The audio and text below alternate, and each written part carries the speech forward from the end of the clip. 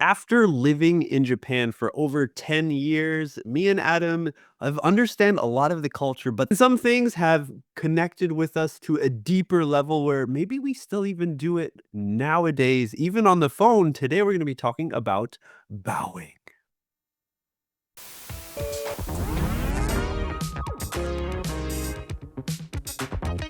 Hey everyone, welcome back to another 申し訳ございません episode. But no, actually, no, I'm not saying sorry, but we're saying thank you and welcome for coming to our show and checking out our channel to improve your English immersion listening skills. We're the hosts. My name is MJ. My name is Adam. And we are going to be talking about a very common thing that you can see in Japan every day. In every situation, you would see two people coming together, or maybe if you've seen somebody even on the phone going like this, Oh, yeah. they're not listening to some good rap music. They are just bowing in normal, everyday communicative way. You know, I've been in Japan now, almost like 16 years. You're now probably what? Maybe 15? You're close to Mine was 14? 13 years. 13, 14, I think. Do the math. We're almost at collectively 40 years Oh, jeez. experience of living in Japan and, you know, getting into the Japanese culture, and bowing is a very big part of it. So let's start off this conversation, Adam, with what is the image that people have in North America, in America and Canada, of bowing in Japan? Like before, for example, for you, Adam, before you came to Japan, you didn't have much information about the culture, the bunka. What did you think of bowing? What was it to you? Well, I was more on the side of like martial arts, the kakutoki side. So I understood it as like a sign of respect before entering into a battle. Of course, that's not what it is. But I feel like that's where many people feel and understand that it was like traditional way of greeting someone to show respect. I think that hits it really hard. Showing respect. Yeah. So similar to you, Adam, I learned about this culture of bowing through karate classes when I was in elementary school in America. And we always started our practice with a bow to our teacher, our sensei. And whenever we would, have sparring matches or just practicing with somebody else, you always look to them, you give a bow. And it's just to show respect. Is there anything else that you've seen connected with bowing? It's like, I guess my major image of it is with Maiko and Geisha, or just like the welcome to Japan. What would that be? Like a banner? Banner, yes. Thank you. Even though I'm in Canada, I can't remember my English. Nice. Banner. We're here to help everyone. Yeah. Thank you. The banner welcome to Japan. I always feel like it's connected with bowing. Like the Maiko is, and maybe that's where this comes in, where people do this, because Maiko always have their hands kind of folded and they put, they're kind of together. Yeah. But it's really closely tied with Japan, like welcome to Japan. Bowing. Yeah. So another greeting, right? Connecting. Another greeting. Not so much respect here, but greeting. A way to say hello, a welcoming. And you touched upon a good point, putting the hands together and bowing. This is something that I see so many people do who have traveled to Japan as their first time in Japan, and they want to, they're trying to practice learning. Oh, arigatou gozaimasu, and like a lot of people like are bowing too, which is cool. They're open to the different culture apart from theirs. But it's really interesting to see that it's so common to see people put their hands together and bow. And I thought about it, like I didn't do it when I was learning about Japan. I never saw it as like a thing that was important, like to have the hands together. For me, I come from a background of like Christian Catholic too in my family, and to pray, you do that. So I'm like, that's where my image of putting your hands together was. praying. So within the bowing thing, I never really thought I never really saw the two come together. So it was always really weird for me to see that. But Oh shoot. You go to, I always forget what it is, the temple, the the shrine, Tera? temple is the Tera. Or oh no, yes. Yes. And yeah, you do the two claps, And bow. then you bow. So maybe there's that connection. But Maybe that's what it is, but it's that's like, what it is. But people don't do it like, oh, konnichiwa, MJ. Like, yeah, I'm exactly. Yeah, it's Exactly. not like that. It's not, it's a different time that you bow Yeah. and put the hands together. The hands, Okay. yeah. So now let's go into bowing. What kind of bowing have we Mhm. seen in our many years living in Japan when you Yeah. came here? What was the most common bow that you noticed?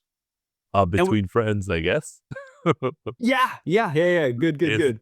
It's this It's just from the from shoulder. You the don't even, shoulder. no waist motion, Yeah. no waist. It's just the neck, Yeah. bobbing the head On down. the head. Sometimes just bringing the chin forward is Uh, to Yeah, the definitely. side. Yep. With a Yeah. few, like, closer friends within the company too. You're like, Yeah. domo, Domo. Maybe gozaimasu. you get a hand up, one of those. And dude, it's funny to think about. I feel like with friends in North America, Uh-huh. we go opposite. Maybe it's just me. Where I go, oh, yo, Oh, you yeah. tilt your head back, It's right? it's reverse bowing. Yo, what's Yeah. up, you Adam? Yeah. Yo. Yeah, very interesting. I don't know where that kind of thing came about. It's not like a part of the culture or anything. It's just naturally what happens. But bowing, there's different, I feel like, degrees of bowing that you can see. Mhm.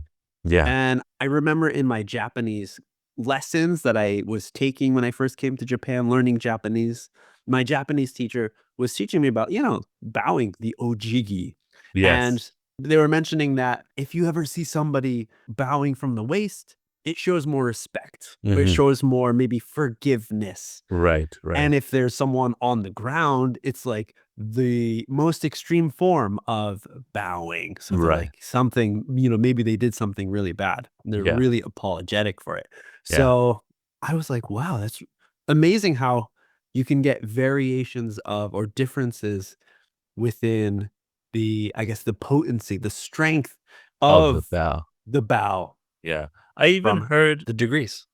like, with the degrees, it depending on the situation, the Oh, degrees matter as well. Like, going into an interview or meeting someone for the first time in a business situation, that bow has deep meanings as well. Like, nice to meet you, hajimemashite. And then there's an angle that you're supposed to maintain for oh, those situations okay. directly for, like, meeting someone.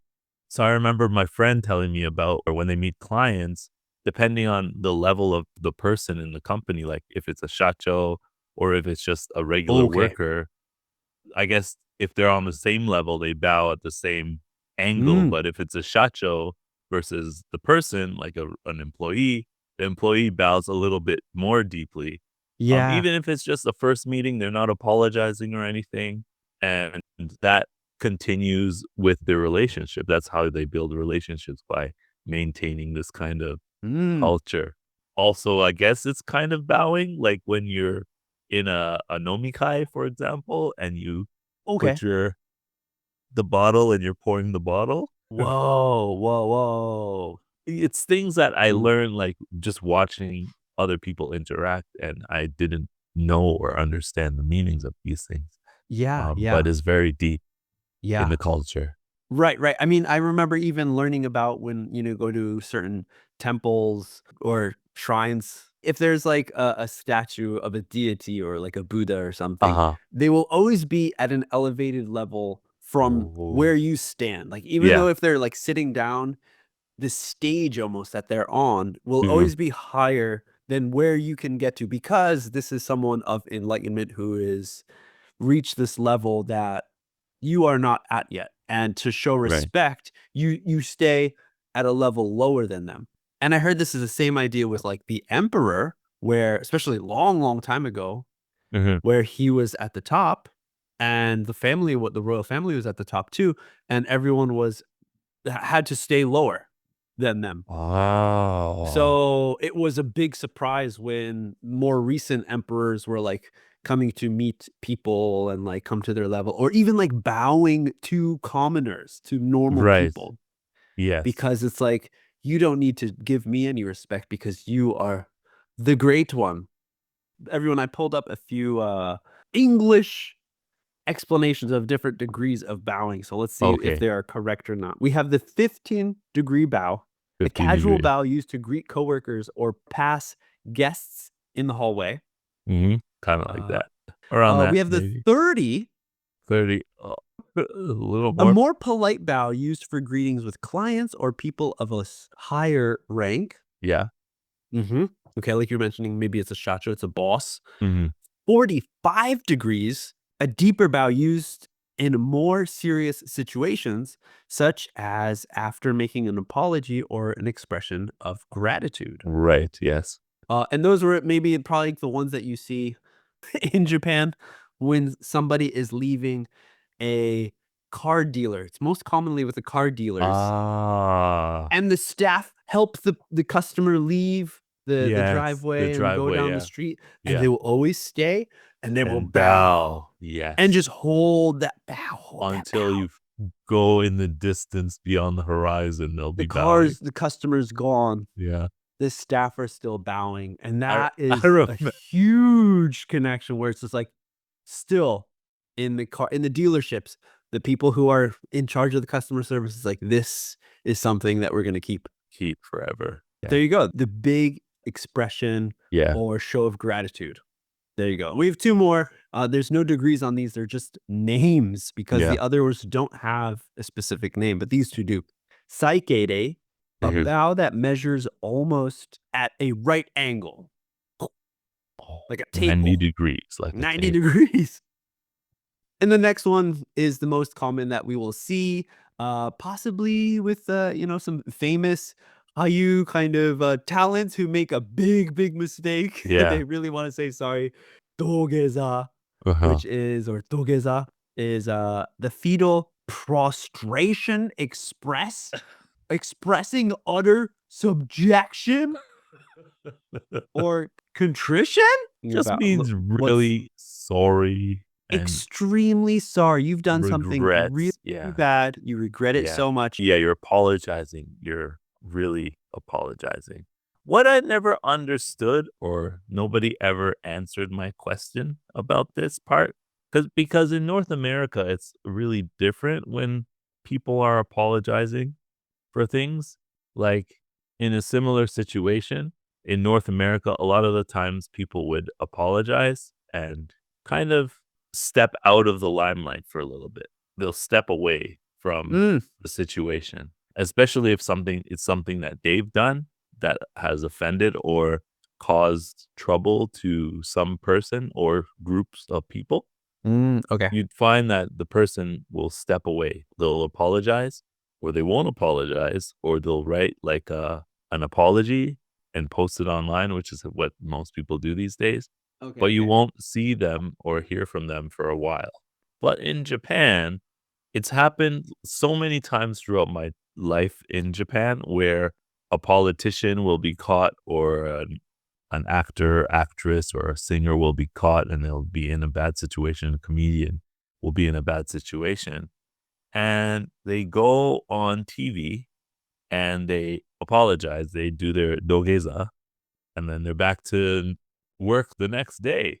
Oh, no time off. I So guess. my mind is like, I mean, maybe it's not always that easy, but I felt like it was very, like, this is my impression, was that after a person does the dogeza, everything is clear. That's all you needed to do. You can go about your merry way. Not all the time, Yeah, but yeah. at least 80% of the time, a person apologizes, and for a short time, they're kind of slow. You hear from them for a little bit, but then they come back and everything is like clean slate, which means it's clear. The history is history, and they continue doing what they were doing beforehand. Yeah, continue But their then you're like, business. oh, they had a scandal. before. Right. Yeah. I mean, But yeah. I mean, I in the think comments, tell me like what you feel. Does the dogeza clear all mistakes? Do you still feel that that person has some apologizing to do after they ooh, apologize?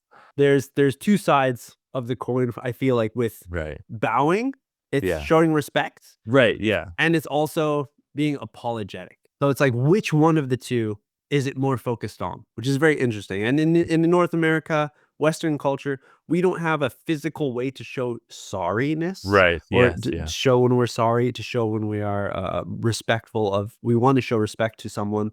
Mhm. There's nothing.